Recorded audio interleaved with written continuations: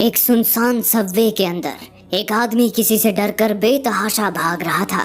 उस आदमी के कपड़ों से लग रहा था कि वो कोई सिक्योरिटी गार्ड है। भागते भागते वो सबवे में बने एक कैबिन के सामने आ पहुंचता है और अपने आप को उस कैबिन में छुपा लेता है। वो बहुत ही डरा हुआ लग रहा था। तभी अचानक उस कैबिन में रखी सारी अलमारियां अपने आप खुलने लगती हैं। उन सब अलमारियों के अंदर आईने लगे हुए थे जिनमें उस आदमी की परछाई दिख रही थी। डरा सहमा वो आईने के करीब जाता है। उसके करीब जाते ही आईने में दरार पड़ने लगती है, जिसे देखकर वो आदमी रोने लगता है। वो आईने के सामने गिड़गिड़ाने लगता है और उससे प्रार्थना करता है कि वो उसे जाने दे। आईने से विनती करते करते वो उसे साफ भी करने लगता है, मगर साफ करते वक्त आईने का एक टुकड़ा टूटकर उसके सामने गिर जाता है, जिससे वो आदमी और भी ज्यादा डर जाता है और आईने से माफी मांगने लगता है। वो आदमी टुकड़ा उठाने के लिए नीचे झुकता है, लेकिन ये क्या, आईने में उसकी परछाई ज्यों की त्यों खड़ी रहती है। उसकी परछाई उसी की तरफ देखकर गुस्से से घूर रही थी। ये देखकर तो उस आदमी का कलेजा ही मुंह को आ जाता है। तभी वो परछाई हाथ में पकड़े उस आईने के टुकड़े से अपना गला काटने लगती है और उस आदमी का गला भी अपने आप कटने लगता है। वो आदमी चीखता चिल्लाता दर्द से बिलबिलाता वहीं खून में लथपथ गिर जाता है। दूसरी ओर अलार्म की आवाज से बेन की नींद खुल जाती है। बेन एक सस्पेंडेड पुलिस वाला था जो अब अपनी छोटी बहन एंजी के घर में रह रहा था। पुलिस की नौकरी के दौरान उसकी गलती की वजह से उसके साथी की मौत हो गई थी, जिस वजह से उसे नौकरी से सस्पेंड कर दिया गया था। अपने साथी की मौत और नौकरी से निकाले जाने के कारण बेन डिप्रेशन में चला गया था और हर वक्त नशे में डूबा रहने लगा था। उसके इस नशेड़ीपन से तंग आकर उसकी बीवी एमी उसके दोनों बच्चों माइकल और डेजी को लेकर अलग रहने चली गई थी। अब बेन सुधरने की कोशिश कर रहा था। उसने शराब छोड़ दी थी, मगर ऐसा करने के लिए उसे दवाइयों का सहारा लेना पड़ रहा था। उसने अब एक नया जॉब भी ढूंढ लिया था। वो अपनी बहन को गुड बाय बोलकर अपने नए जॉब पर चला जाता है। उसका नया जॉब दरअसल एक नाइट गार्ड का था। एक बहुत पुराना डिपार्टमेंटल स्टोर हुआ करता था, मेफ्लावर, जो अपने समय में न्यूयॉर्क का सबसे बड़ा स्टोर था। लेकिन 5 साल पहले मेफ्लावर में भीषण आग लग गई थी, जिसमें पूरा मेफ्लावर जलकर राख हो गया। अब वहाँ बस मेफ्लावर बिल्डिंग का मलबा बचा था। बेन को इसी मलबे की निगरानी करने के लिए गार्ड की ड्यूटी मिली थी। दिन की ड्यूटी लोरेंजो नाम का एक बूढ़ा आदमी करता था। बेन को नाइट शिफ्ट मिली थी, क्योंकि नाइट शिफ्ट करने वाले व्यक्ति ने कुछ दिनों पहले अचानक ही अपनी जॉब छोड़ दी थी। लोरेंजो बेन को उसका काम समझाने मेफ्लावर बिल्डिंग के अंदर लेकर जाता है। घूमते घूमते लोरेंजो उसे इस बिल्डिंग का इतिहास बताता है। वो उसे बताता है कि इस जगह पर मेफ्लावर से पहले एक हॉस्पिटल हुआ करता था, जो 1952 में बंद हो गया। उसके बाद यहाँ पर कई साल कुछ भी नहीं था। फिर काफी धूमधाम से यहाँ मेफ्लावर डिपार्टमेंटल स्टोर खोला गया था, मगर जल्द ही वो भी आग के सुपुर्द हो गया। तभी बेन की नजर वहाँ लगाए आईनों पर पड़ती है। पूरी जगह आग की वजह से तहस नहस हो चुकी थी, लेकिन सारे के सारे आईने अब भी चमक रहे थे। लोरेंजो उसे बताता है कि बेन से पहले जो व्यक्ति यहाँ नाइट गार्ड की ड्यूटी करता था, जिसका नाम गैरी था, उसी ने सारे आईने चमका के रखे हुए थे। उसे इन आईनों से अलग ही लगाव था। वो रात भर इन आईनों को साफ करता रहता था। इसके बाद लोरेंजो बेन को बिल्डिंग के बाहर बनाया एक कंटेनर दिखाता है। बेन को शिफ्ट के दौरान इसी कंटेनर में रुकना था और हर 3 घंटे बाद अंदर जाकर बिल्डिंग का चक्कर लगाना था। लोरेंजो से मिलने के बाद बेन उसकी पत्नी एमी के घर जाता है। आज उसके बेटे माइकल का जन्मदिन था और वो उससे मिलना चाहता था। जब एमी वहाँ आती है तो उसे बेन का बिना बताए वहाँ आना बिल्कुल पसंद नहीं आता। तब बेन उसे मनाने की कोशिश करता है। वो उसे बताता है कि उसने शराब छोड़ दी है, एक नया जॉब भी ढूंढ लिया है और अब वो सुधरने की कोशिश कर रहा है। वो अपने बीवी बच्चों को अपनी जिंदगी में वापस चाहता था। ये सुनकर एमी का गुस्सा थोड़ा शांत हो जाता है, लेकिन वो उसे साफ शब्दों में समझा देती है कि वो तब तक बेन के साथ वापस नहीं जाएगी जब तक वो पूरी तरह से संतुष्ट ना हो जाए कि वो सुधर चुका है। फिर रात होते ही बेन अपनी ड्यूटी बचाने मेफ्लावर पहुंच जाता है। 3 घंटे होते ही वो अपनी पहली गश्त लगाने बिल्डिंग के अंदर जाता है। रात के समय वो जगह और भी ज्यादा भयानक लग रही थी। आधे जले हुए मैनेकिन्स, तरह तरह के सामान और बहुत सारे आईने। तभी बेन को एक आईने पर एक हाथ का निशान दिखाई देता है। वो उसे साफ करने की कोशिश करता है, मगर वो साफ होने का नाम ही नहीं लेता, जैसे वो निशान आईने के अंदर की तरफ से बना हो। जब वो अपनी टॉर्च आईने पर ऊपर की तरफ दौड़ाता है तो वो चौंक जाता है। हाथ के निशान पूरे के पूरे आईने पर ऊपर से नीचे तक लगे हुए थे। तभी बेन को आईने में अपने पीछे का दरवाजा खुलते हुए दिखाई देता है, मगर जब वो पलट कर देखता है तो वो दरवाजा बंद था। अपनी उत्सुकता और जिज्ञासा के कारण बेन सीधा उस दरवाजे को खोलकर उस पार चला जाता है। वो दरवाजा उसे बेसमेंट में ले जाता है। जब वो बेसमेंट की लाइट जलाता है तो देखता है कि पूरे बेसमेंट में पानी भर गया था। उस रात तो और कुछ अजीब नहीं होता और बेन अपने घर वापस आ जाता है। वो बाथरूम में फ्रेश हो ही रहा होता है कि तभी बेन को आईने में अपना चेहरा बिगड़ता नजर आता है, जिससे उसकी चीख निकल जाती है। जब उसकी बहन आकर उससे वजह पूछती है तो वो उसे कुछ भी नहीं बताता और उसे वहाँ से जाने के लिए कहता है। बेन को लगता है कि डिप्रेशन और गोलियों का असर उसके दिमाग पर भी होने लगा है। अगली रात बेन गश्त लगाते हुए बिल्डिंग के एक दूसरे हिस्से में पहुंच जाता है। वहाँ उसे एक और आईना मिलता है जिस पर भी हाथ का निशान था। जैसे ही वो उस निशान पर अपना हाथ रखता है, आईने में दरारें आ जाती हैं और उसका हाथ कट जाता है। मगर जैसे ही वो पलट कर दोबारा देखता है तो वो दरारें गायब हो चुकी थी। तभी उसे आईने में उसके पीछे जलते हुए लोग दिखाई देते हैं जो पूरी तरह से आग की लपट में डूबे हुए थे और दर्द से चिल्ला रहे थे। मगर जब बेन पीछे मुड़कर देखता है तो पीछे कोई नहीं था। अचानक आईने में कहीं से आग की एक लपट आती है और उसकी परछाई को भी अपने आगोश में ले लेती है। बेन दर्द से तड़पने लगता है और वहाँ लोट लोट होकर मदद के लिए चिल्लाने लगता है। हालांकि उसके बदन पर आग का नामो निशान तक न था। अचानक ही उसका दर्द गायब हो जाता है और वो देखता है कि उसकी परछाई से भी आग गायब हो चुकी है। वो खुद को संभाल ही रहा होता है कि तभी उसकी नजर वहाँ पड़े एक वॉलेट पर पड़ती है। जैसे ही वो वॉलेट खोलता है तो उसे पता लगता है कि वो वॉलेट गैरी का था, जो उससे पहले वहाँ नाइट गार्ड का काम करता था।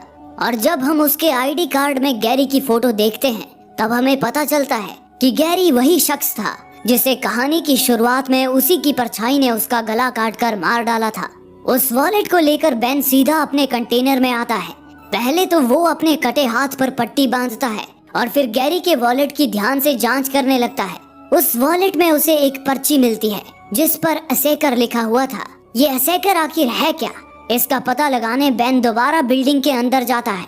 वो अभी इधर उधर देख ही रहा था कि अचानक एक औरत के चीखने की आवाज आने लगती है। वो उस आवाज का पीछा करता हुआ ऊपर की तरफ भागता है। वो उस जगह पर पहुंच जाता है जहाँ से चीखने की आवाज आ रही थी, मगर उसे वहाँ कुछ भी दिखाई नहीं देता। तभी उसकी नजर उस कमरे में रखे आईने पर पड़ती है। उस आईने में साफ दिख रहा था कि एक जली हुई औरत का हाथ एक ट्रायल रूम से बाहर निकल रहा था। जब वो ट्रायल रूम चेक करता है तो वहाँ पर उसे कुछ भी नहीं दिखता, मगर जैसे ही वो आईना उठाकर उस ट्रायल रूम के सामने रख देता है तो उसे आईने में साफ साफ एक जलती तड़पती औरत दिखाई देती है। वो भयानक मंजर देखकर उसकी सांसें ही रुक जाती हैं। उसे समझ में नहीं आ रहा था कि वो आईना सच्चाई दिखा रहा था जो हम देख नहीं सकते या फिर कुछ और ही। उधर बेन का बेटा माइकल भी नींद में चिल्ला उठता है। उसकी चीख सुनकर एमी वहाँ पर भागते हुए आती है। माइकल उसे बताता है कि उसने आईने में एक औरत को जलते हुए देखा था। हालांकि एमी जब आईने में देखती है तो उसे कुछ भी दिखाई नहीं देता। उसे लगता है कि माइकल ने जरूर कोई डरावना सपना देख लिया होगा। वो उसे समझा बुझाकर दोबारा सुला देती है, मगर जैसे ही वो अपने कमरे में जाकर सो जाती है उसके टीवी स्क्रीन पर भी उसी जलती तड़पती औरत की परछाई दिखाई देती है जिसे बेन ने मेफ्लावर में देखा था और शायद माइकल ने भी उसे अपने आईने में देखा था। अगले दिन बेन अपनी बहन एंजी को उसके साथ हो रही घटनाओं के बारे में बता देता है, मगर एंजी को भी यही लगता है कि वो अपने डिप्रेशन और दवाइयों की वजह से ये सब चीजें देख रहा है।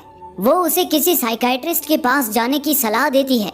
एंजी उसकी बातों को गंभीरता से नहीं ले रही। ये देखकर बेन निराश हो जाता है और रात को वापस काम पर जाने से पहले थोड़ी देर आराम करने वो घर वापस आ जाता है। वो थोड़ी देर सोया ही था कि डोरबेल की आवाज से उसकी नींद खुल जाती है। दरवाजे पर पोस्टमैन उसके लिए एक पार्सल लेकर आया था। जब वो पार्सल खोलता है तो वो हैरान रह जाता है। वो पार्सल उसे गैरी ने भेजा था, वही गैरी जो बेन से पहले मेफ्लावर में नाइट गार्ड की ड्यूटी करता था। लेकिन बेन तो गैरी को जानता तक नहीं था। उस पार्सल में मेफ्लावर में लगी आग से संबंधित कुछ न्यूज़पेपर के कटआउट्स और कुछ जानकारी थी जो गैरी ने अपने कार्यकाल में उस जगह पर रहकर पता लगाई थी। गैरी और उसे भेजे पार्सल के बारे में लोरेंजो से बात करने बेन वापस मेफ्लावर जाता है। गैरी का जिक्र आते ही लोरेंजो उसे बताता है कि गैरी की मौत हो गई है और आज ही पुलिस को सबवे में उसकी बॉडी मिली है। बेन समझ जाता है कि गैरी को शायद ये शक हो गया था कि उसकी हत्या होने वाली है, इसलिए उसने इकट्ठा की हुई सारी जानकारी अगले नाइट गार्ड यानी कि बेन को भेज दी थी, ताकि बेन को इस रहस्य से पर्दा उठाने में मदद मिल सके। बेन लोरेंजो से पूछता है कि गैरी की मौत कैसे हुई, लेकिन लोरेंजो के पास इसका कोई जवाब नहीं था। तब बेन अपने पुलिस दोस्तों को फोन करता है, जिनसे उसे पता चलता है कि जिस हॉस्पिटल में उसकी बीवी एमी काम करती है, उसी हॉस्पिटल में गैरी की लाश को पोस्टमार्टम के लिए भेजा गया है। बेन फौरन एमी के हॉस्पिटल जाता है और उससे विनती करता है कि वो एक बार गैरी की लाश को उसे देखने दे। पहले तो एमी थोड़ा कतराती है, मगर फिर बेन की हालत देखकर वो हाँ कर देती है। वो बेन को लेकर ऑटोप्सी रूम में पहुंचती है। जिस डॉक्टर ने गैरी का पोस्टमार्टम किया था, वो बेन को बताता है कि गैरी ने शीशे के टुकड़े से अपना गला काटकर सुसाइड की थी। बेन एमी से कहता है कि ये बात थोड़ी अजीब है कि कोई शीशे के टुकड़े से अपना गला काटकर सुसाइड करे, क्योंकि ये सुसाइड करने का एक बहुत ही दर्दनाक तरीका है और सुसाइड करने वाले ज्यादातर आसान तरीके ढूंढा करते हैं। इसके बाद बेन गैरी की फाइल चेक करता है। फाइल में उसे क्राइम सीन्स की कुछ फोटोग्राफ्स मिलती हैं। उन फोटोग्राफ्स में बेन देखता है कि गैरी की लाश के हाथ में जो शीशे का टुकड़ा था, उसमें खून की एक बूंद नहीं लगी थी, जबकि उसके सामने आईने में जो परछाई थी, उसमें वो शीशे का टुकड़ा खून से लथपथ था। ये बात वो एमी को भी दिखाता है, मगर वो इस बात को गंभीरता से नहीं लेती। उसे लगता है कि ये कैमरा एंगल की वजह से हो सकता है। फिर बेन भी उसे समझाने के झंझट में नहीं पड़ता और उसे धन्यवाद कहकर वहाँ से चला जाता है। दूसरी तरफ बेन की बहन एंजी अपने काम से वापस आ गई थी। वो आईने के सामने खड़ी होकर अपने कपड़े उतारती है और फिर नहाने के लिए बाथ टब में चली जाती है। लेकिन हे भगवान, उसकी परछाई वहीं की वहीं खड़ी रह जाती है। वो परछाई एंजी को घूर कर देखने लगती है। बेचारी एंजी इस बात से बेखबर टब में गर्म पानी का आनंद ले रही थी। तभी वो परछाई अपने हाथों से अपना जबड़ा पकड़कर चीरने लगती है और उधर एंजी का मुंह भी खुलकर चिरने लगता है। एंजी दर्द से तड़पने लगती है। धीरे धीरे वो परछाई अपना जबड़ा पूरी तरह से चीर देती है। उसका मुंह पूरा खून से लथपथ हो जाता है और एंजी की मौत हो जाती है। जब बेन घर वापस आता है तो घर के बाहर पुलिस को देखकर चौंक जाता है। जैसे ही बेन की नजर एंजी की लाश पर पड़ती है, उसे उल्टी हो जाती है। वो भयानक नजारा उससे देखा नहीं जाता और वो रोने लगता है। बेन समझ जाता है कि एंजी की हत्या के पीछे भी आइनों का ही हाथ है, मगर उसे समझ में नहीं आ रहा था कि वो किसी को कैसे बताए, क्योंकि कोई भी उसकी बात पर विश्वास नहीं करता। गुस्से में आकर बेन दोबारा मेफ्लावर जाता है और वहाँ पर रखे एक बड़े से आईने को तोड़ने की कोशिश करने लगता है। वो उस पर एक के बाद एक गोलियां चलाता है, मगर उससे पड़ रही दरारें दोबारा अपने आप ठीक हो जा रही थी। बेन हार मान जाता है और आईने के सामने बैठकर रोने लगता है। वो आईने से पूछता है कि आखिर उसे क्या चाहिए। तभी आईने में दरारें बनने लगती हैं और उस आईने पर एक नाम लिखा हुआ आता है, एसेकर। बेन घर आकर तुरंत पुलिस दोस्त लैरी को फोन करता है और उसे पुलिस के पिछले 5 सालों के रिकॉर्ड में एसेकर नाम सर्च करने के लिए कहता है, क्योंकि 5 साल पहले ही मेफ्लावर में आग लगी थी। इस दौरान वो गैरी ने भेजे हुए न्यूज़पेपर कटिंग्स की भी छानबीन करने लगता है। उन न्यूज़पेपर कटिंग से उसे ये पता चलता है कि जिस व्यक्ति ने मेफ्लावर में आग लगाई थी, उस व्यक्ति का नाम टेरेंस था और वो भी मेफ्लावर में गार्ड था। खबर के मुताबिक टेरेंस ने अपनी पत्नी और 3 बच्चों की भी हत्या कर दी थी। तभी बेन का पुलिस दोस्त उसे फोन करके बताता है कि एसेकर के नाम पर कोई भी पुलिस रिकॉर्ड मौजूद नहीं है। तब बेन उसे मेफ्लावर में आग लगाने वाले टेरेंस के बारे में पता लगाने के लिए कहता है। लैरी टेरेंस के बारे में सर्च करके बेन को बताता है कि टेरेंस मर चुका है। लैरी बेन को उस जेल का नाम भी बताता है जहां टेरेंस को मरने से पहले रखा गया था। टेरेंस के बारे में और जानकारी पता लगाने के लिए बेन उस जेल में जाता है। जेल का वार्डन उसे टेरेंस के इंटेरोगेशन की फुटेज दिखाता है। उस फुटेज में टेरेंस कह रहा था कि उसने अपने बीवी बच्चों को नहीं मारा था, बल्कि उन आइनों ने मारा था और उन्हीं आइनों को नष्ट करने के लिए उसने बिल्डिंग में आग लगाई थी। पुलिस वाला टेरेंस से पूछता है कि आइनों ने उसके परिवार की हत्या क्यों की। जवाब में टेरेंस कहता है कि उन आइनों को एसेकर चाहिए था, मगर टेरेंस को नहीं पता कि एसेकर कौन था और कहाँ था। ये सुनकर बेन की जैसे जान ही हलक में आ जाती है, क्योंकि ये तो बिल्कुल वैसा ही था जैसा अब बेन के साथ हो रहा था। अगर टेरेंस की बातें सच थी तो अब टेरेंस की ही तरह उसके परिवार पर भी खतरा मंडरा रहा था। वो फौरन वहाँ से भागता हुआ एमी के घर जाता है और पागलों की तरह उसके घर के सारे आइनों को एक एक करके निकाल कर बाहर रखने लगता है। एमी की नौकरानी घबराकर एमी को फोन करती है थोड़ी ही देर में एमी वहाँ पर आ जाती है और बेन को ये पागलपन बंद करने के लिए कहती है। बेन उसे समझाने की कोशिश करता है मगर वो नहीं समझती।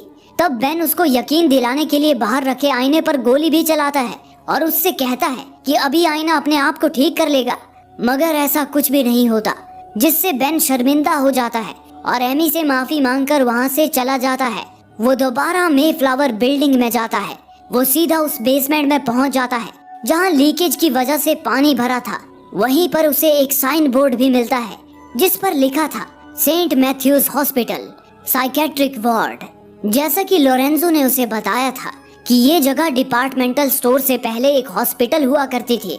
वो साइन बोर्ड एक दीवार की तरफ इशारा कर रहा था, यानी कि इस दीवार के पीछे हॉस्पिटल का साइकेट्रिक वार्ड यानी कि पागल खाना हुआ करता था। लगातार पानी चूने के कारण वो दीवार कमजोर हो चुकी थी और बेन की कोशिश करते ही उसकी ईंटें निकलने लगती हैं। एक एक करके बेन कई ईंटें निकाल लेता है और दीवार के उस पार चला जाता है। दीवार के उस पार एक अजीब सा कमरा बना हुआ था जो चारों तरफ से आईनों से घिरा हुआ था। उस कमरे के बीचों बीच एक कुर्सी थी जिस पर बेल्ट भी लगी हुई थी। संभवतः इस कुर्सी पर किसी को बांधा जाता था। बेन वहाँ से जल्दी से बाहर निकल आता है और अपने कंटेनर में आकर दोबारा अपने पुलिस दोस्त लैरी को फोन करता है और उसे सेंट मैथ्यूज हॉस्पिटल के पेशेंट और कर्मचारियों की लिस्ट निकालने के लिए कहता है। कुछ घंटों बाद लैरी उस लिस्ट को लेकर बेन से मिलने आता है। वो बेन को कुछ चौंका देने वाली बातें बताता है। उस हॉस्पिटल में एक पेशेंट हुआ करती थी जिसका नाम था एना हैसेकर। लैरी एना की मेडिकल रिपोर्ट्स भी लेकर आया था। रिपोर्ट्स के मुताबिक एना को स्किज़ोफ्रेनिया था जिसकी वजह से वो काफी हिंसक हो जाती थी। लैरी बताता है कि जब एना केवल 12 साल की थी तब हॉस्पिटल में एक भयानक हादसा हुआ था। उस दिन हॉस्पिटल में सारे मरीजों ने मेन हॉल में जमा होकर एक दूसरे को जान से मार दिया था। इसी हादसे में एना ने भी अपनी जान गंवा दी थी और इसी घटना के बाद वो हॉस्पिटल बंद कर दिया गया था। ये सुनकर बेन काफी निराश हो जाता है क्योंकि अगर एना हैसेकर मर चुकी थी तो अब वो उसे आईने के पास कैसे लेकर जाएगा और अपने परिवार को कैसे बचाएगा। हालांकि वो हिम्मत नहीं हारता। वो एना की सारी रिपोर्ट्स लेकर कंटेनर में चला जाता है और उनका ध्यान से अध्ययन करने लगता है। उसमें उसे एना की फोटो मिलती है। उस फोटो के पीछे एड्रेस भी लिखा हुआ था। वो अपनी छानबीन जारी रखता है। छानबीन में उसे हॉस्पिटल के कुछ दस्तावेज भी मिलते हैं। उनका गौर से अध्ययन करने के बाद उसे एक चौंका देने वाली बात पता चलती है। उन दस्तावेजों के मुताबिक एना को 4 अक्टूबर को ही उस हॉस्पिटल से छुट्टी दे दी गई थी और वो हादसा जिसमें हॉस्पिटल के सारे पेशेंट्स ने एक दूसरे को मार डाला था वो 6 अक्टूबर को हुआ था। इसका मतलब था उस हादसे में एना नहीं मरी थी, वो अभी भी जिंदा थी। उधर एमी माइकल को स्कूल ले जाने उसके कमरे में जाती है। तब वो देखती है कि माइकल आईने से बातें कर रहा है। ये देखकर वो उसे फौरन अपने पास बुलाती है। माइकल तो उठकर एमी के पास आ जाता है मगर उसकी परछाई आईने में वहीं बैठी रहती है और एमी को देखकर मुस्कुराने लगती है। ये देखकर डर के मारे एमी की रूह कांप उठती है। वो तुरंत बेन को फोन करती है और सारी बात बताती है। बेन सीधा ड्राइव करता हुआ एमी के घर आ जाता है। बेन एमी को सारी बात समझाता है। फिर दोनों मिलकर घर के सारे आईनों पर पेंट लगा देते हैं। इसके तुरंत बाद बेन एना हैसेकर की फोटो पर मिले एड्रेस पर जाने के लिए निकल पड़ता है। जाने से पहले वो एमी से वादा करता है कि वो सब कुछ ठीक कर देगा। कुछ घंटों की ड्राइविंग के बाद बेन पेंसिल्वेनिया के जंगलों में बने एक घर के सामने पहुंचता है। घर के बाहर लगे मेल बॉक्स पर लिखा हैसेकर नाम इस बात का सबूत दे रहा था कि वो सही जगह पहुंचा है। घर का दरवाजा खटखटाने पर घर से एक लड़का और उसकी माँ बाहर आती है। बेन उनसे झूठ कह देता है कि वो स्किज़ोफ्रेनिया पर रिसर्च कर रहा है और इसी वजह से उसे एना हैसेकर से कुछ सवाल पूछने हैं। वो औरत उसे अपने ससुर रॉबर्ट से मिलाती है जो कोई और नहीं एना का सगा भाई था। रॉबर्ट बेन को बेसमेंट में बने एक कमरे में लेकर जाता है। रॉबर्ट बेन को बताता है कि उसके पिता एना को इसी कमरे में कैद करके रखते थे क्योंकि जब एना को दौरे पड़ते थे तब वो काफी ज्यादा हिंसक और खतरनाक हो जाती थी। उसके पिता ने एना को बहुत सारे डॉक्टर्स और प्रीस्ट्स के पास भी दिखाया था लेकिन किसी के पास भी एना का कोई इलाज न था। वक्त के साथ एना का पागलपन भी बढ़ता जा रहा था। खुशकिस्मती से न्यूयॉर्क के एक साइकाइट्रिस्ट डॉक्टर केन ने उनकी मदद की गुहार सुन ली और वो एना को इलाज के लिए सेंट मैथ्यूज हॉस्पिटल ले गए। उनको पूरा यकीन था कि एना पर कोई भूत प्रेत का साया नहीं था बल्कि वो स्किज़ोफ्रेनिया से जूझ रही थी। बदकिस्मती से उस हॉस्पिटल में जो भयानक हादसा हुआ उसमें एना की भी मौत हो गई। इस पर बेन रॉबर्ट से कहता है कि वो जानता है कि एना अभी भी जिंदा है। ये बात सुनकर रॉबर्ट घबरा जाता है और हिचकिचाने लगता है, लेकिन बेन के थोड़े धमकाने पर वो आगे की सच्चाई भी उगल देता है। वो बताता है कि हॉस्पिटल में वो हादसा होने के एक दिन पहले ही एना की छुट्टी कर दी गई थी, क्योंकि वो बिल्कुल ठीक हो गई थी। वो एना को वापस घर भी लेकर आ गए थे, सब कुछ सही चल रहा था। लेकिन फिर घर के आइनों ने एना को परेशान करना शुरू कर दिया। तब उन्होंने एना को एक ऐसी जगह भेज दिया जहां आईने लगाने पर बंदी थी। वो जगह थी सेंट अगस्टिन चर्च। बेन जल्दी से अपनी कार में बैठता है और सेंट अगस्टिन चर्च के लिए रवाना हो जाता है। वहां पहुंचकर वो एक नन से एना सेकर के बारे में पूछता है। थोड़ी देर बाद एना, जो अब खुद भी नन बन चुकी थी, उससे मिलने आती है। एना अब बूढ़ी हो चुकी थी। बेन एना को सब कुछ बता देता है और उससे पूछता है कि आखिर क्या वजह है कि सेंट मैथ्यूज हॉस्पिटल के सारे आईने इतनी बेताबी से उसका इंतजार कर रहे हैं। जवाब में एना उसे बताती है कि आईने उसका इंतजार नहीं कर रहे हैं, बल्कि वो चीज जो उन आईनों में फंसी हुई है वो उसका इंतजार कर रही है। एना डॉक्टर केन के उसे अस्पताल लाने के बाद जो कुछ भी हुआ वो सब बताती जाती है। वो बताती है कि डॉक्टर केन को यकीन था कि एना स्प्लिट पर्सनैलिटी डिसऑर्डर से जूझ रही है और इसका इलाज करने के लिए उन्होंने उसे एक आईनों से बने कमरे में बिठा दिया, जिसे वो साइकोमेंटियम कहते थे। लेकिन एना को कोई स्प्लिट पर्सनैलिटी डिसऑर्डर नहीं था, बल्कि एक डीमन ने एना के शरीर पर कब्जा कर रखा था और डॉक्टर केन ने अनजाने में एना को आईने के सामने बिठाकर उस डीमन को एना का शरीर छोड़कर आईनों की दुनिया में जाने पर मजबूर कर दिया। वो डीमन अब आईनों की दुनिया में कैद हो चुका था।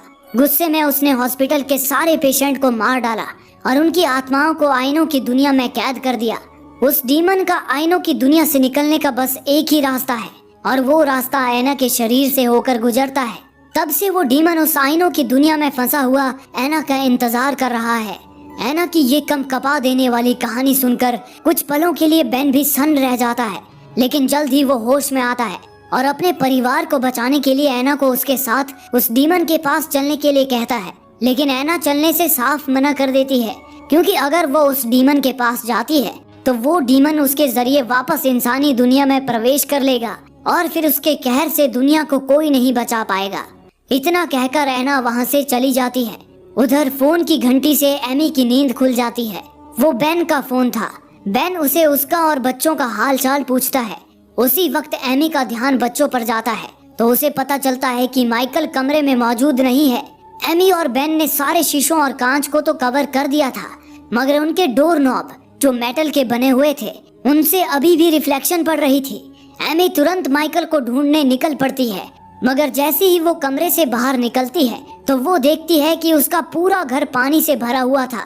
बेन फोन पर उसकी बातें सुन रहा था। वो एमी को आगाह करता है कि पानी से बचकर रहे, क्योंकि वो डीमन पानी पर पड़ने वाली परछाई का भी इस्तेमाल कर सकता है। तभी एमी की परछाई के पीछे से कोई दौड़ कर जाता है और उसके हाथ से फोन नीचे गिर जाता है।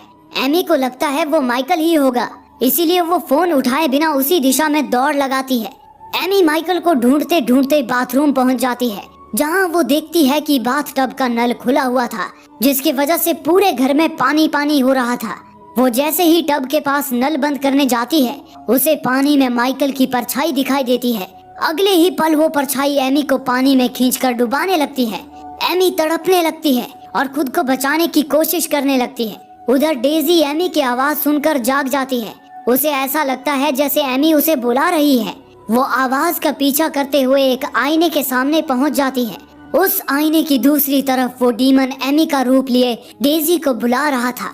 बाथरूम में एमी भी अपनी जान बचाने के लिए छटपटा रही थी। तभी उसके हाथों में ड्रेनेज वाल्व आ जाता है और वो उसे हटा देती है, जिससे टब में से पानी निकलने लगता है और उसकी जान बाल बाल बच जाती है।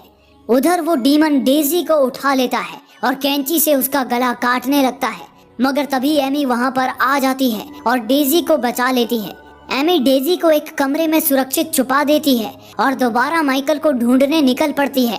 बेन फोन पर सब कुछ सुन रहा था। वो अब बहुत ज्यादा घबरा जाता है। वो सीधा चर्च की सिस्टर्स पर बंदूक तानकर एना के कमरे में घुस आता है और एना को अपने परिवार का वास्ता देकर अपने साथ चलने के लिए कहता है।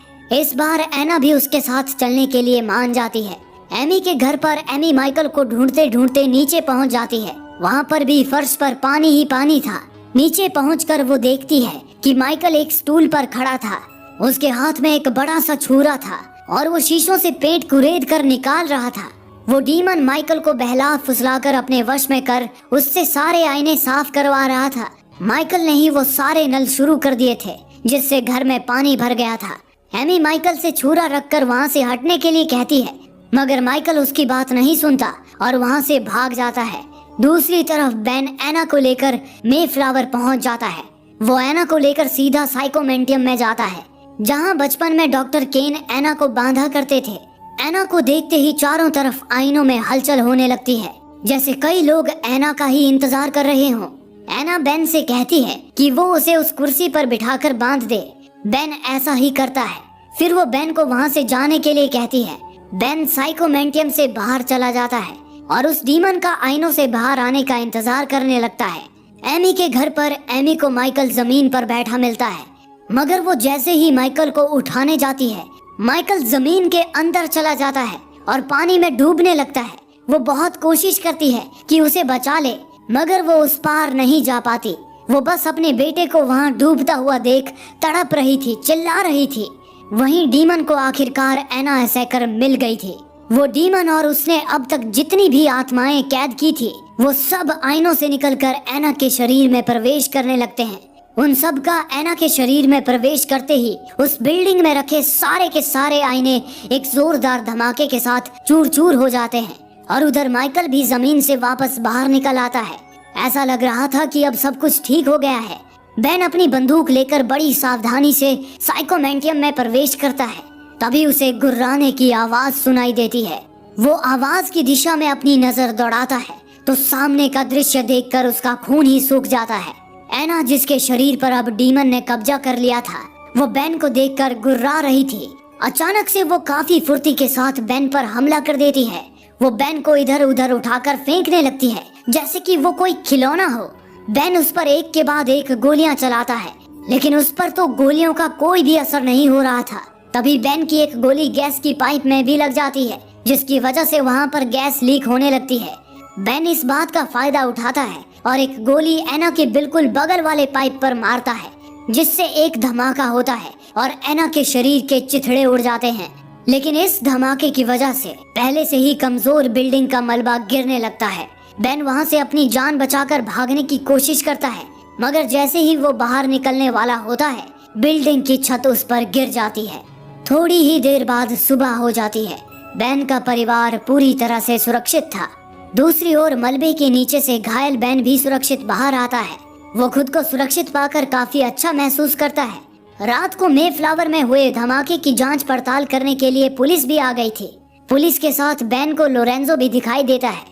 बेन लोरेंजो की तरफ देखकर मुस्कुराता है, लेकिन लोरेंजो उसकी तरफ देखता तक नहीं। उसी पल बेन को कुछ गड़बड़ महसूस होती है। लोरेंजो ही नहीं, वहाँ पर मौजूद कोई भी व्यक्ति बेन को नोटिस नहीं कर रहा था। तभी बेन की नजर लोरेंजो के नेम टैग पर जाती है, जहाँ पर लोरेंजो का सरनेम उल्टा लिखा था। इतना ही नहीं, वहाँ पर लिखा हर एक शब्द बेन को उल्टा दिखाई दे रहा था। बेन डर जाता है और वहाँ से भागकर सड़क पर आ जाता है। दौड़ते दौड़ते वो एक बिल्डिंग पर लगे आईने के सामने खड़ा हो जाता है और सामने का नजारा देखकर उसकी आंखें फटी की फटी रह जाती हैं। आईने से उसकी परछाई गायब थी। उसे ये समझते देर नहीं लगती कि वो कल रात ही उस मलबे में दबकर मर चुका था और उसकी आत्मा आईनों की दुनिया में कैद हो चुकी थी। और इसी के साथ ये कहानी यहीं समाप्त हो जाती है। दोस्तों, अगर आपको ये वीडियो अच्छा लगा और आप ये वीडियो देखते देखते इसमें खो गए थे, तो आप हमें सपोर्ट करने के लिए हमें सब्सक्राइब कर सकते हैं, ताकि हम ऐसी ही और वीडियोस आपके लिए लेकर आ पाएं। धन्यवाद।